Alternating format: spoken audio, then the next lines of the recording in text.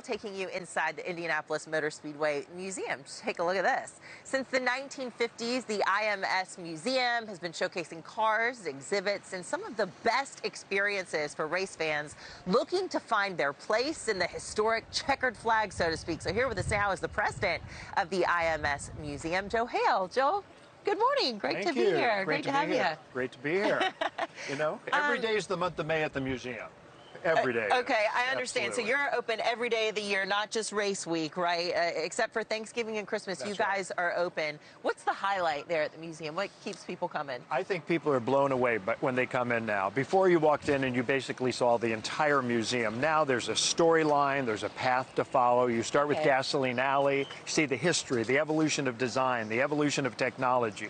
Then you come into this stupendous starting line experience where it's what it's like to be on the track race morning from about 6 a.m. when the fireworks go off here until start your engine. Start your engine. Okay, and you've done quite a bit of renovating recently. In fact, you just finished about 7 weeks ago.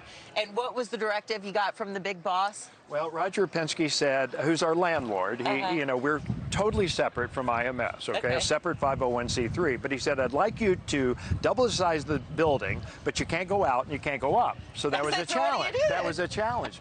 Well, we opened up the basement, and so that added 40,000 more square feet. We added a new mezzanine, and so we were able to meet the challenge. There you have it. And you get, what, about 150,000 people? Well, I think it's going to be closer to 250,000. We are breaking every attendance record, revenue record.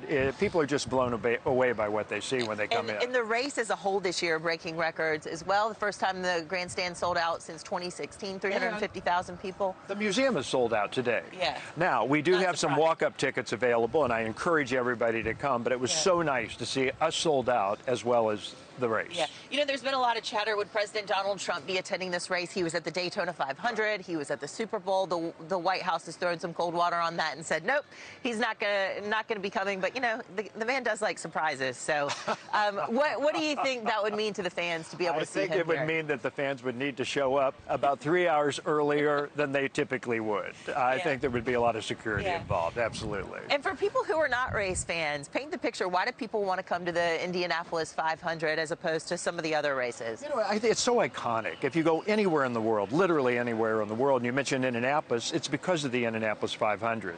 And, you know, the focus of our education program at our museum is on the hundreds of jobs that are being created here for young people. And you talk to the race shop owners, and they say, if a kid is smart and they take the right classes, I'll put them into my apprenticeship program, my internship program. So we're trying to encourage more young women and students in general to get involved in motorsports because the jobs are here. There you have it. You know, 33 drivers. And I thought, is there going to be a woman? You know, come on. I know. Nope. I know. But we're right here in the infield. We're at the midway point here, and the track is what, 2.5 miles. Right. These drivers, there's 33 of them, as I mentioned, field of 33. They are going to be doing 200 laps for a total of 500 miles. That's where the 500 in Indy 500 comes from. Right. What about the drivers? What drivers are you watching? What about Joseph Newgarden? Well, it's a very interesting year, as you know, this year. In the museum, we've got the first winning car of the 500 from 1911, the Marmon Wasp, and we've got the most recent winner of the 500, which was Joseph Newgarden's car last year.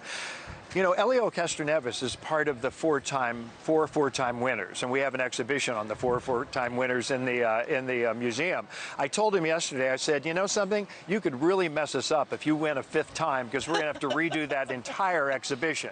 Now, he still wants to win, but I think, you know, Joseph could be a three-peat, which would be interesting, especially coming from the 33rd row to winning the race. And then Elio, that could be really interesting if he's the first 5-time winner of the 500. And I'm watching Kyle Larson, too, because he's trying to win here and then get on an airplane and go to my hometown in Charlotte, North Carolina for the Coca-Cola 600 or 500. Right. 500? 600? 600. 600. I thought I had that right. Joe Hale, thank you so much. And I know it's a busy day for you at the museum, so thanks for taking the time for Morning in America. Comes and visits us today. We'll do it. Thanks. You. Thank you for watching. Subscribe below and download our NewsNation app right now on your phone, and you will get fact-based, unbiased news for all Americans.